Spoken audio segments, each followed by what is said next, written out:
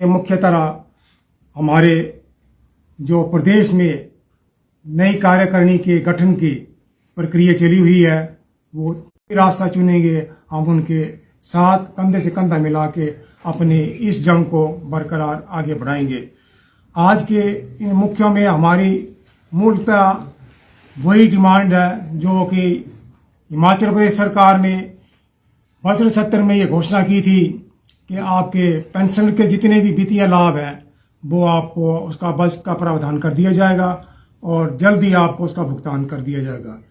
जबकि 1 मई का महीना तय किया गया था, लेकिन आज दिन तक उस घोषणा के बाद माननीय मुख्यमंत्री ने कोई भी इसके बारे में अधिसूचना जारी करने का कोई कदम ना उठाया है, ना कोई इस तरह के कोई वक्तव्य उनका सामने आया है।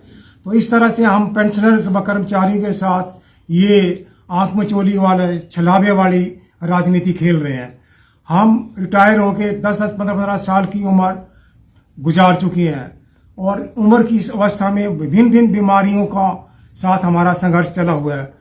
हमारी पेंशन का आधा हिस्सा हमें मिल रहा है, उसमें से भी हम अपनी बीमारियों पे निजात दिलाने के लिए, अपनी स्वास्थ्य को तंदुरुस्त करने के लिए उसका कुछ हिस्सा बीमारियों दवाइयों में लग रहा है। तो हमारी जो वित्तीय स्थिति वो काफ़ी दयनीय हो चुकी है। इसके बारे में जो हमारे जो सरकार के पास वित्तीय देनदारी है उसके बारे में कोई एक अच्छा सुझाव या अच्छा प्लान तैयार नहीं है।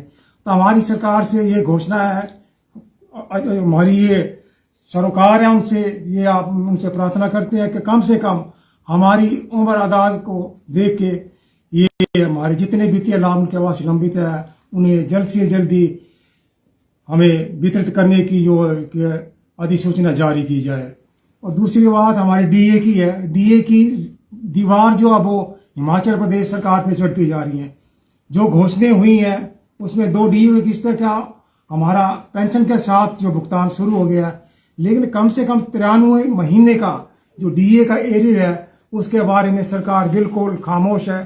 कोई इसके बारे में एक बयान तक जारी नहीं की है और अधिसूचना जारी करना तो बहुत दूर की बात है।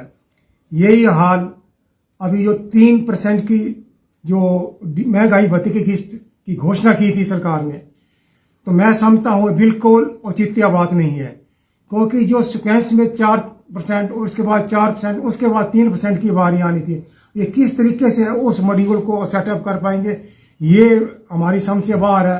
तो एक मुंह धुआने वाली बात की है और किस तरह से इसको इम्प्लीमेंटेशन करेंगे, आज तक इसकी कोई भी अधिसूचना जारी नहीं की है। इसके बाद सबसे ज़्यादा हमारा जो मुद्दा आम बैठक में ये बाउंस होता है चिकित्सा बिलों का। तो जितने भी हमारे हिमाचल के विभाग हैं उनके पास सरकार पर्याप्त मात्रा में जो बजट का प्रावधान नहीं कर रही है और प्रावधान करने में असमर्थ है, जिसके कारण हमारे पेंशनर्स के जो उन्होंने अपने स्वास्थ्य संबंधी बीमारियों के इलाज के लिए पेंशन का कुछ हिस्सा उसमें खर्च कर रखा है, उसका उनको जो वापस मिलना है वह भुगतान नहीं हो रहा है।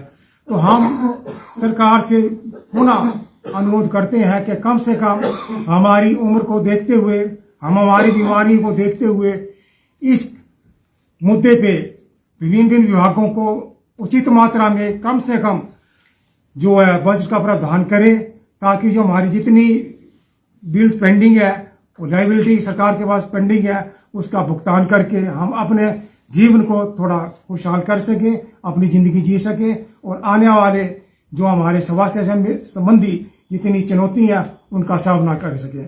आप सभी का इन्हीं के साथ बहुत बहुत धन्यवाद, शुक्रिया।